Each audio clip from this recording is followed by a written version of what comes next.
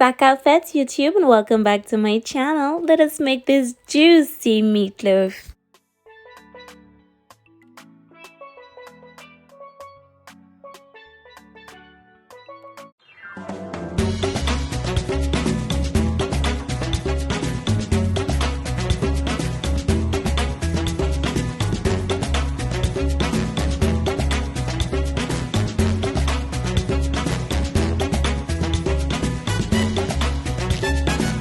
Hello my darlings and welcome back to my channel. Someone requested that I make a meatloaf seeing as the holiday season is fast approaching, and you know I got you. So the first thing I want to do is just prep all of my seasonings that I will be putting in my meatloaf, and then I'm just gonna go ahead and rough chop it up in my food processor. I'm gonna be using a mix of chili peppers and carrots. I'm gonna use the white onions, spring onions, thyme, parsley and garlic. I find that the carrot gives a nice little flavor as well as some beautiful color in the meatloaf. However, if you don't want to add carrots, you can always leave it out. As always, the ingredient list will be down below in the description box, so make sure you check it out.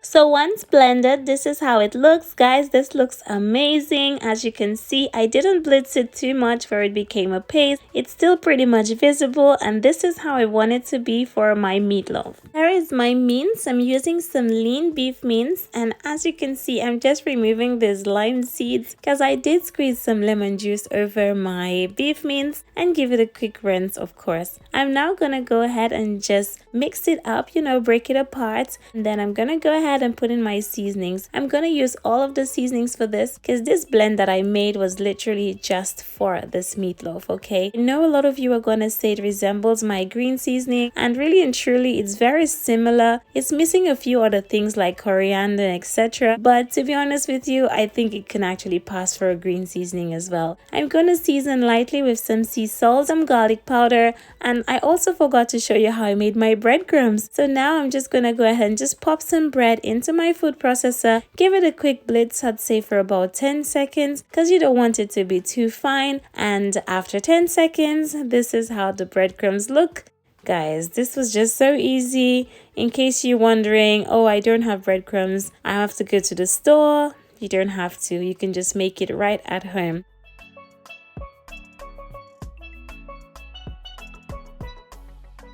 I'm gonna go ahead and add in some all-purpose seasoning, some chili powder. I'm gonna add 1 egg just to bind it up together, a splash of milk, and now we're gonna go ahead and massage this. Listen, I was massaging this and it was just so therapeutic for me because it just felt so good the way that I was just squeezing into that meat. So yes, massage it well until it's fully combined, and then we're gonna shape it into a gorgeous meatloaf.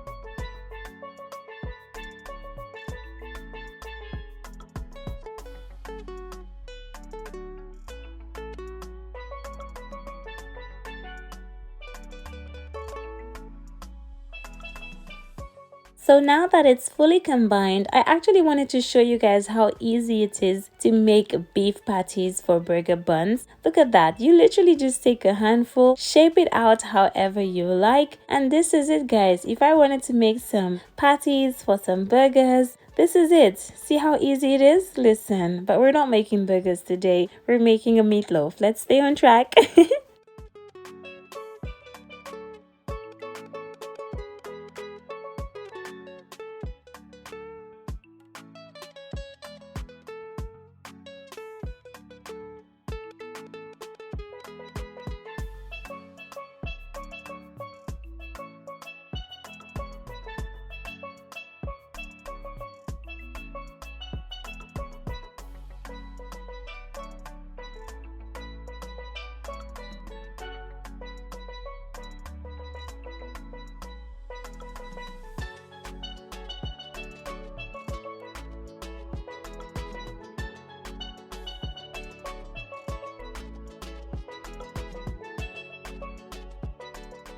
So I'm just going ahead and shaping this up, guys. I had too much fun. I literally felt like I was in high school doing some sort of arts and crafts, because the way I just kept flattening it, fixing it, probably took me much longer than it should. But once it's all done, I'm gonna go ahead and transfer it to a wire rack, and I'll tell you why.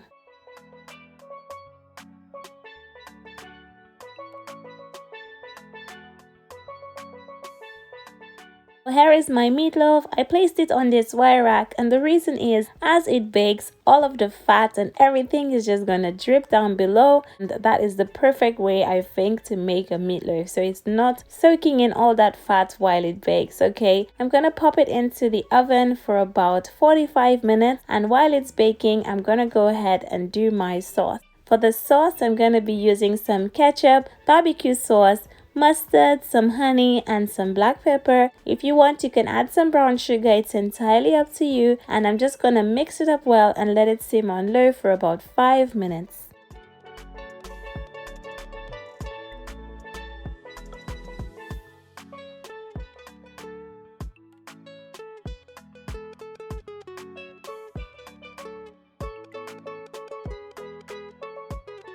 Once my meatloaf was done, I went ahead and just put the sauce on the top, and I'm just gonna brush it on, making sure to cover the top fully. As you can see at the bottom of the rack, you can see all of that fat, all of that oil that has dripped out, and I am absolutely in love knowing that I don't have to eat that as well.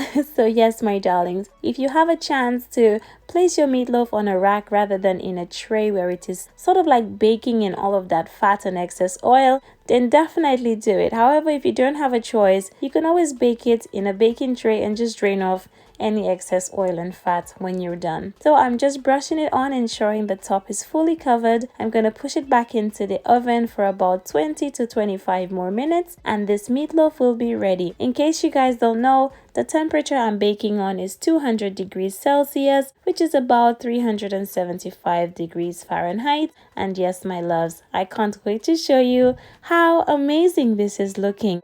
Once it was done, I actually took it out from the oven, and I'm gonna slice it up. Look at that, my darlings. This looks so good. I'm gonna slice it up in sort of like 1 to 2 inch pieces, and yes, it was ready to serve. I love having mine hot, and my husband is literally a fan of the end bits.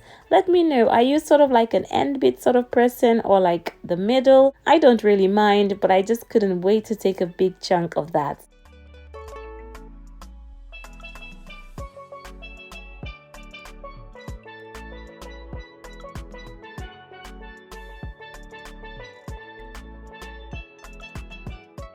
Now garnishing with some parsley. You can use whatever you like, but some parsley just for some extra little color. And oh my goodness, this meatloaf was all done. Guys, I can't wait to start coming with the holiday recipes for you guys. But here's a little teaser, this juicy meatloaf. And now I'm gonna show you the texture of this gorgeous meatloaf. Get ready to drool, get a tissue, get something, because your mouth is gonna start watering.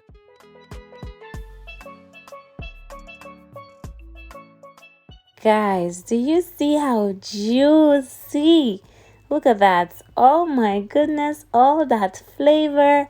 absolutely gorgeous. So I hope you enjoy this meatloaf recipe. Try it soon and let me know how you like it. It has been a pleasure having you here, and I'll see you again in my next one. Thank you for watching. Bye bye.